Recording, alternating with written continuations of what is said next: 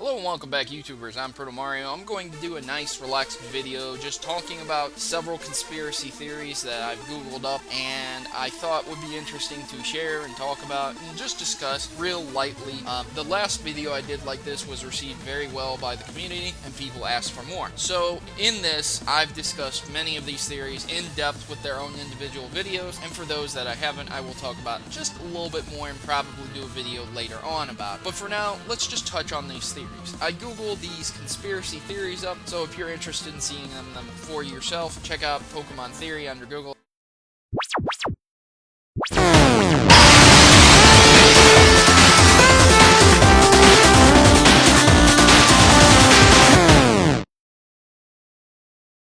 Number 1, the Pokemon War. This was proven to be a fact that a Pokemon War did indeed happen 3,000 years ago in the Pokemon world. This was shown in X and Y. Now, the theory is that lt.surge was involved, and that's why we think there was a Pokemon War. But when I investigated lt.surge, I ended up finding out that he was part of the Middle East conflict, Desert Storm, Desert Shield, and not part of the X and Y war that occurred 3,000 years ago, and that's why he wears the BDUs that he does. Number 2, the death of Blue's Raticate. This is the theory. People believe that Blue was at Lavender Town because his Raticate died on the St. Anne because you beat his Raticate up so bad. It doesn't matter what moves you do to his Raticate will always be replaced with a Gyarados at the Lavender Tower. The reason people think Blue's Raticate died is because Blue's text talking about have you ever had a Pokemon die and things of that nature. His text infers that he may or may not have gone through a Pokemon death himself, but in the end of it all, Blue and Red both had rooms in the St. Anne and could probably have healed up both of their Pokemon at any given time that they would need it, and that ends up being an issue when you really think about it. Plus there's potions, there's revives, there's Pokemon centers, things of that nature.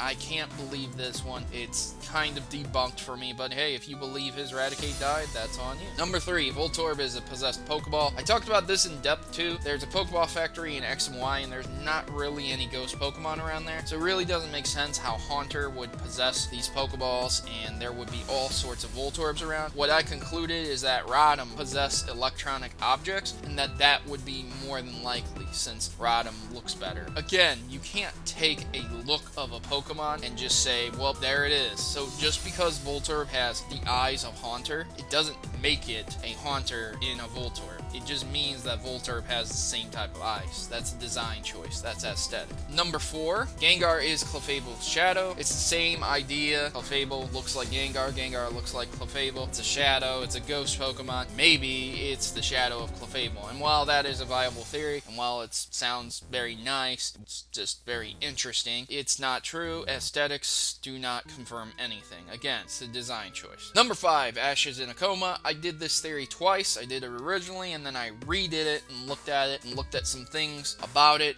Pretty much what the theory discusses is that when Pikachu and Ash were fighting the group of Spearows, Pikachu knocked Ash unconscious with a big Thunderbolt, and he dreamed up everything that happens to him. While that is a very viable theory, also, it is untrue because in the end, when you think about it, Ash was in the Pokemon world before he went into a coma, and the Pokemon world does exist. So if Ash did go into a coma, he is at least in the Pokemon world. I'm not saying he didn't dream up his journey. I'm saying that he did not dream up the Pokemon world. The Pokemon world does exist. Number 6, Pokemon are the results of nuclear war. This one I have not done. I've never spoken about it. I think that it would be an interesting theory to do, and I think it would be really cool to look at, but I would have to think about it real deep. I would have to find results on animals being irradiated and exposed to nuclear energy and fallout and find out if they could or could not become Pokemon, pretty much. Which the answer is an exceeding no, since we've already had that occur in Russia and Japan and just different areas of testing, and even in America when they were testing nuclear bombs. So I don't think that's a viable theory. Just have to look at the results of the test. Number 7, Ash died and was cloned. Well, this is a good one. I've talked about this, talked about the movies and how the movies can be real or not. What this ends up being is that when Ash died in Mewtwo movie, he was turned to stone. Pikachu brought him back to life with his tears. Now, the how and the what and the who, that's just, you know, you can chalk that up to be a miracle. But in the end, it doesn't explain it. So the question is, did he get cloned to get replaced? And that can be answered with, do you believe the movies are canon or not? Number 8, Kangaskhan is Cubone's mother. This actually links my video of me talking about this. So if you're interested in that, just check it out. Kangaskhan could potentially have been Cubone's mother at one point in time in the developmental stages, but that is not the case as the game goes on. It is more than likely a Charizard with a child whose tail was burnt out. Number 9, death in the Pokemon world. 100% true. Talked about it. Pumpkaboo confirms it. Yamask confirms it. Duskull confirms it. I mean, there's just so many truths about it. Death is something that occurs in the Pokemon world. That is a true theory. Number 10, I'm gonna try my hardest to pronounce this. N is really a Zoroark. So the question becomes, was N ever really a human, since he can communicate with Pokemon? There have been cases where Pokemon can talk like humans, but is this really the truth? Is this really how it goes? N does disappear like that Pokemon, and you do encounter that Pokemon several times disappearing in relation to N's appearance as well. So it just becomes a question of, are the coincidences enough to make it true? Number 11, Dedo is failed clone of Mew. Yes, it is. 100% correct. I would not doubt this for 1 second. Number 12, Wobbuffet's decoy body. Noggin actually did this, and I was going to do it, but Noggin did such a good job, I said, why would I sit there and do a video about that? Maybe in the future I will, but the idea goes that its tail is actually its body or what it's protecting, and the body is just a decoy, since whenever it gets hit, it just bounces around, and it can only use counter and mirror coat moves of that nature. It doesn't really attack.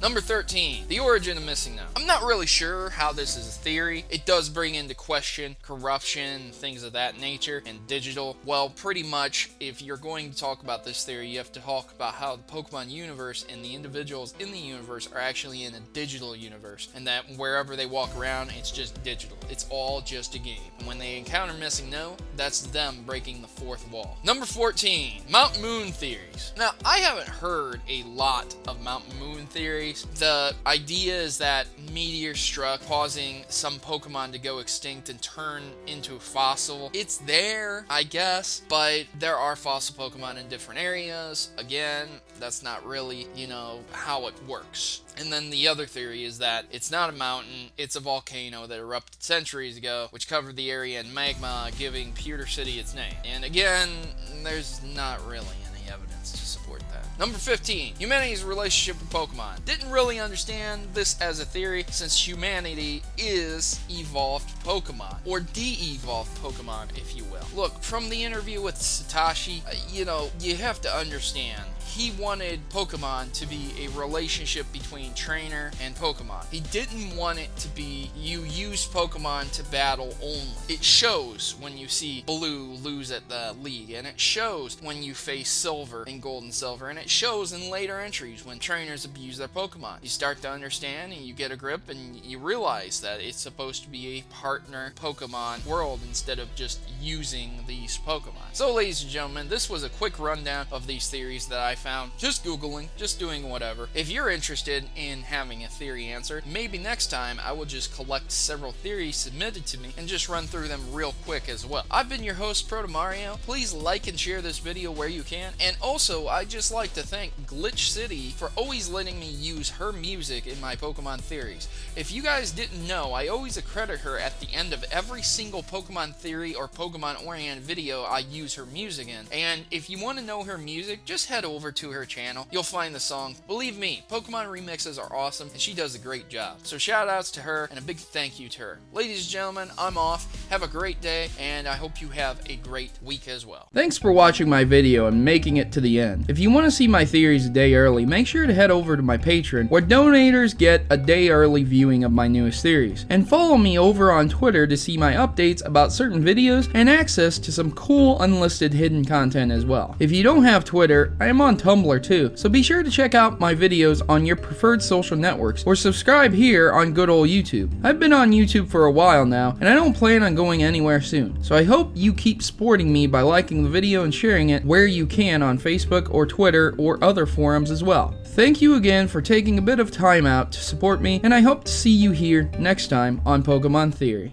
Please note that in all my videos, if I use images from Google, that I do not own any of those images, and all images obtained from Google are owned by their respective owners and copyrights. So please remember this when watching my Pokemon theories. Thanks.